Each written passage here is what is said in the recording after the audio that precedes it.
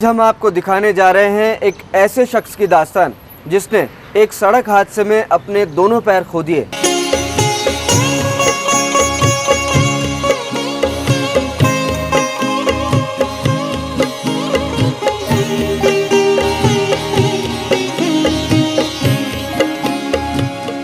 ये हस्ती एक नियामत है, यही ताकत है, दौलत है। न जाने कितने अपनों की दुआओं की अमानत है। दुआओं की अमानत है, सही जो प्यार से इसको, सही जो प्यार से इसको, यही पूजा का चंदन है।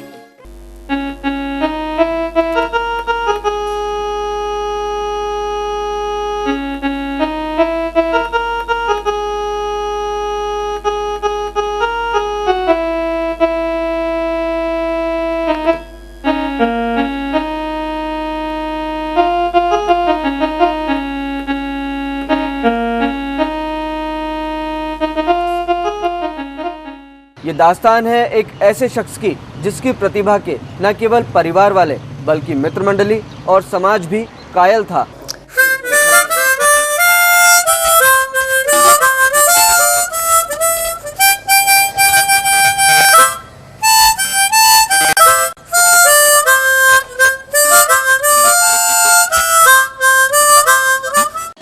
आज हर जिंदगी का एक नया एहसास है।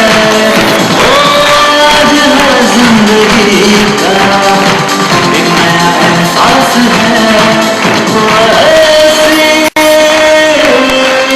हंसती है, वो ऐसी हंसती है। मेरी मीटिंग थी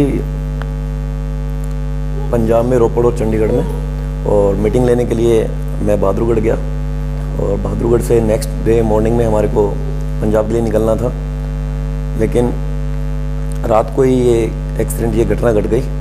मेरे एक दोस्त ने एक नई गाड़ी ली थी तो उसकी टेस्ट ड्राइविंग के लिए, एंजॉयमेंट के लिए हम लोग थोड़ा सा बाहर गए और थोड़ा उसकी गाड़ी में घूमे। और जब घर पे वापस आ रहे थे तो सब लोगों ने बोला चलो आइसक्रीम वगैरह खाते हैं, और गाड़ी एक साइड में खड़ी की। और जैसे मैं गाड़ी में से उतरा और चलने लग गया तो पीछे से दोस्तों ने आवाज़ दी कि यार भैया भैया भैया ऐसे करके आवाज़ आई। तो मेरे को लगा कि वो बार बार ये बात हो रही थी, मैं लेके आता हूँ आइसक्रीम, मैं लेके आता हूँ आइसक्रीम। तो मैंने सोचा कि वो मेरे को इंसिस्ट कर रहे हैं कि वो लेके आएंगे आइसक्रीम, और मैंने सोचा कि यार मैं लेके आ जाता हूँ। जब एक्सीडेंट हुआ तो मैं रोड के साइड में खड़ा था। हमें अंदाज़ा नहीं था कि ऐसा कुछ हो जाएगा। जस्ट आइसक्रीम लेने के लिए जैसे वो रोड क्रॉस करने लगे मेरे दो साथी गोपाल कौशिक और ललित जोशी। ट्रक की लाइट एकदम ऑफ थी और बहुत ज़्यादा स्पीड में था और मेरे को ट्रक दिखा नहीं, लेकिन जैसे उसने लाइट जलाई तो मेरे को ट्रक दिखा एकदम, तो बहुत देर हो चुकी थी। बहुत स्पीड से जो ट्रक आया, आंखों के आगे अंधेरा हो गया, समझ में नहीं आया कि क्या हुआ। एक और दोस्त था मेरा जिसका नाम है ललित जोशी, वो तेज़ी से भागता हुआ आया और वो मैंने जब उसको देखा कि ट्रक भी मेरे ऊपर चढ़ने वाला है और वो दोस्त भी इतनी स्पीड से आ रहा है कि बाई चांस अगर मैं एक दो कदम पीछे हटने की कोशिश भी करता हूँ तो वो नीचे चला जाएगा, और सोचने का एकदम उस टाइम चांस ही नहीं था बिल्कुल भी। जब मैंने आंख खोली तो मेरे को दिखा कि एक मेरा साथी ललित जोशी जो सड़क के बीच में उल्टा पड़ा हुआ था, उसके इधर से खून आ रहा था।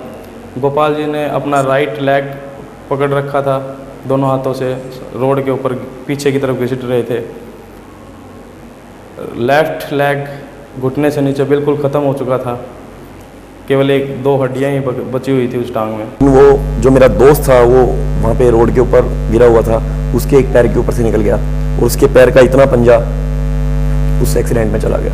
बड़ा अनमोल जीवन घायल व्यक्ति को अस्पताल पहुंचने तक असहनीय वेदना झेलनी पड़ती है और साथ ही उसे अस्पताल पहुंचाने वाले को भी बेहद यंत्रणाओं से गुजरना पड़ता है। तो जिसमें से एक दोस्त था राजीव सैनी, उसको मैंने कई बार कहा कि यार मेरे को गाड़ी में डाल फटाफट और हॉस्पिटल में लेके चल, और वो इतना अपने होशो वाश वो मेरे से भी ज़्यादा खो बैठा था और वो बार बार यही बोलता रहा कि ये क्या हो गया, ये क्या हो गया, ये क्या हो गया। और मेरी समझ में कुछ नहीं आ रहा था, मैं कभी इधर भाग रहा था, कभी उधर भाग रहा था, और जो मेरे माइंड ने पता नहीं भगवान ने कहाँ से मेरे अंदर उस दिन वो शक्ति पैदा करी कि मैंने उस क्रिटिकल सिचुएशन में अपने आप को संभाले रखा। ऐसे में घायल और उसे अस्पताल पहुंचाने वाले की हिम्मत और विश्वास ही अनमोल जीवन की रक्षा कर सकता है। अब मेरा माइंड उसमें कुछ भी काम नहीं कर रहा था, क्या मैं कुछ सोच भी नहीं पा रहा था। केवल गोपाल जी मेरे को ये बोल रहे थे, हरीश जल्दी कर जल्दी कर। मैं बोला था, मैं उनको दिलासा दे रहा था और वो मेरे को कि कुछ नहीं हुआ है, सब ठीक हो जाएगा, बहुत बड़ी मतलब बहुत जल्दी हम हॉस्पिटल पहुंचने वाले हैं। मैं इनको दिलासा दे रहा था और ये मेरे को कुछ नहीं होगा कुछ नहीं होगा, मैं भी बोल रहा था कुछ नहीं होगा कुछ नहीं होगा। 1.5 घंटे तक ऐसे चलता रहा और बहुत जाम था। जैसे जैसे करके हम लोग दिल्ली हॉस्पिटल में पहुंचे और एडमिट किया। उसके बाद मेरे को पता नहीं 3 दिन के बाद मेरे को होश आया। मेरे को लगा कि मैं नेक्स्ट मॉर्निंग में मेरे को होश आ गया और मैंने देखा कि मेरा एक पैर जो है वो काट चुके थे, एक पैर अभी था, राइट वाला पैर अभी बाकी था। 2 लड़के इसके साथ में और भी थे जो गाड़ी में बैठे हुए थे, आरसीएम से जुड़े हुए थे वो भी। तो वो लोग जो है इसको लेकर के जैसे तैसे हॉस्पिटल में पहुंचे हैं। और यदि वो लोग वहाँ पर नहीं होते या आरसीएम से हम लोग जुड़े हुए नहीं होते तो शायद आज ये इस पोजीशन में होता नहीं। आंधियों से कह दो कि तूफान से जूझे, हम पंखों से नहीं हौसलों से उड़ान भरते हैं। मैंने कहा कोई दिक्कत नहीं है, भगवान ने जो दे रखा था हमें वो किसी किसी का सहारा ही ले लेता है, हमारा थोड़ा सा पार्ट में ले लिया। बट आप सब लोग प्रे करें, भगवान से विश करें कि बहुत जल्दी जो हो गया सो हो गया, बस उसके बाद जो भी हो अच्छा हो। ऐसे शख्स की दास्तान जिसने एक सड़क हादसे में अपने दोनों पैर खो दिए लेकिन फिर भी हिम्मत नहीं हारी और आज वो बिना किसी सहारे के अपने पैरों पर खड़ा होना चाहता है। ये हस्ती एक नियामत है, यही ताकत है, दौलत है। न जाने कितने अपनों की दुआओं की अमानत है, दुआओं की अमानत है, सही जो प्यार से इसको, सही जो प्यार से इसको, यही पूजा का चंदन है। करे इसकी हिफाजत हम, बड़ा अनमोल जीवन है, बड़ा अनमोल जीवन है। जब भी किसी प्रिय की दुर्घटना की खबर परिजनों तक पहुंचती है तो मन आशंकाओं से घिर जाता है। घायल परिजन तक पहुंचने का समय मानो सदियों में बदल जाता है। बहुत डायरेक्टली और बड़ा उसने इस ढंग से बोला कि एक्सीडेंट हो गया गोपाल का और जोशी का, और जोशी के एक पाँव से और गोपाल के दोनों पाँव से ट्रक निकल गया। 12 बजे करीबन हमें खबर मिली। जैसे ही हमें खबर मिली तुरंत हम लोग जैसे ही थे, वो जैसे ही कपड़ों में थे, हवाई स्लीपर पहन करके 12:30 बजे तुरंत हम यहाँ से निकल लिए। अंकल मैं आपको कुछ नहीं बता पाऊँगा, अंकल आप जल्दी चलो वापस।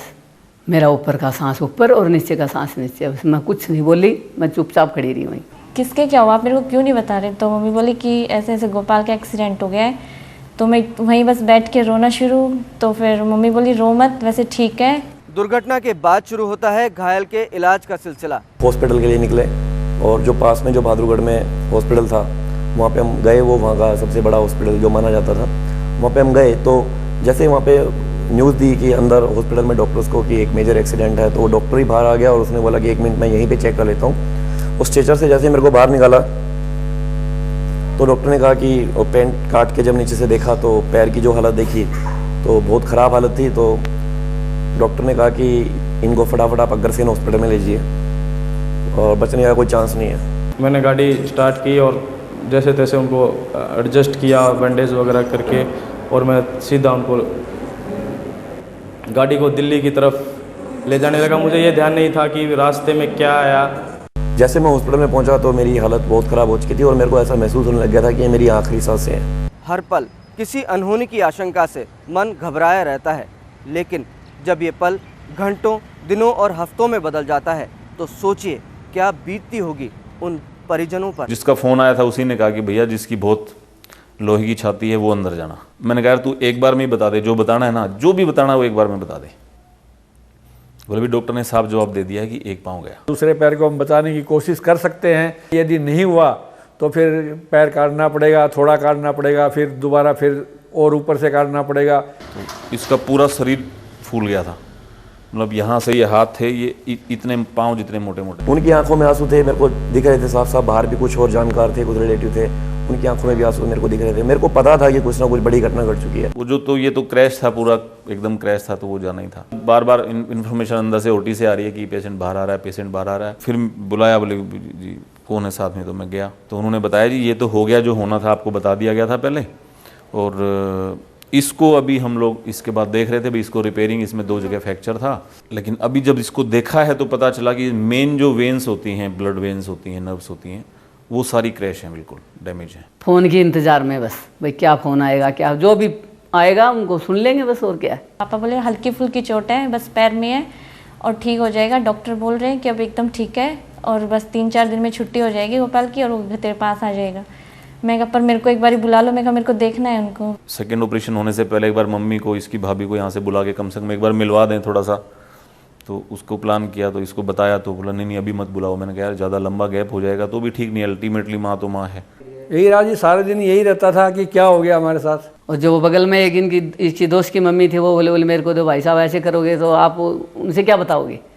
सब लोग आते रहे, सबकी आंखों में आंसू दिखते थे मेरे को, और मेरे को दिखती थी उनकी किलकारियां भी सुनते हुए जब वो बाहर निकलते थे आईसीयू से। लेकिन मेरे को पता था कि अगर मैं अभी टूट जाऊंगा तो फिर वो कौन संभालेगा।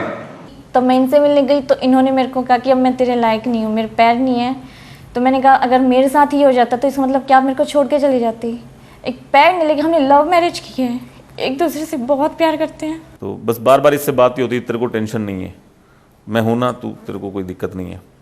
और मतलब इसको देख के मेरे को बड़ी हिम्मत मिलती थी, और मेरे को इसको मतलब, और आपस में कभी थोड़ा सा होता भी था तो भाई साहब ये हमेशा ही बोलता, भाई साहब मैं किसी और के सामने थोड़ी ना कर रहा हूँ। मेरे घुटने से ऊपर दोनों पाँव चले गए, और इधर से इधर अगर इधर से इधर भी जाना है तो मैं अपने आप नहीं जा सकता था, क्योंकि पूरा एकदम घाव थे बहुत ज़्यादा, और बहुत ज़्यादा प्रॉब्लम थी। इतनी बड़ी दुर्घटना घटने के बाद भी गोपाल जी के चेहरे पर कभी हताशा या निराशा हमने कभी महसूस नहीं की। उनको आर्टिफिशियल पैर लगाए गए, जिस टाइम पे उनका फिटमेंट स्टार्ट होता उस टाइम पे हम लोग भी श्योर नहीं थे कि चल पाएंगे या नहीं चल पाएंगे। इसने कभी भी किसी को ये रियलाइज़ नहीं होने दिया। हर आदमी ने देख के इसको, कोई भी आदमी आता देखता है मैं गोपाल से कैसे मिलूंगा, मैंने कहा तू गोपाल से मिलेगा तो तू कहेगा यार मजा आ गया। कोई भी आता तो मैं हमेशा हंसता रहता था, और ये मैं सच बताऊं तो मेरी आदत पड़ गई और मैं रोया नहीं हूं अभी तक।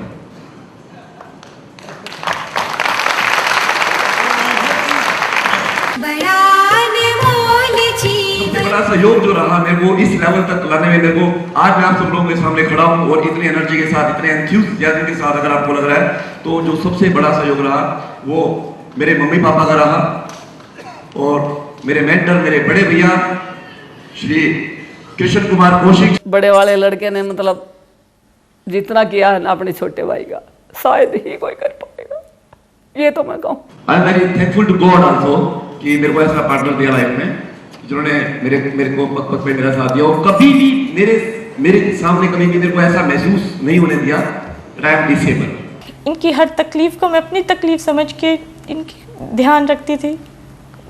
इश्क से कतरा है दरिया में बना हो जाना, दर्द का हद से गुजर जाना है दवा हो जाना। हद से गुजर गया तो अब क्या, अब इससे ज्यादा और क्या हो सकता है? हो सकता है कि इससे ज्यादा कुछ अब कुछ करना है।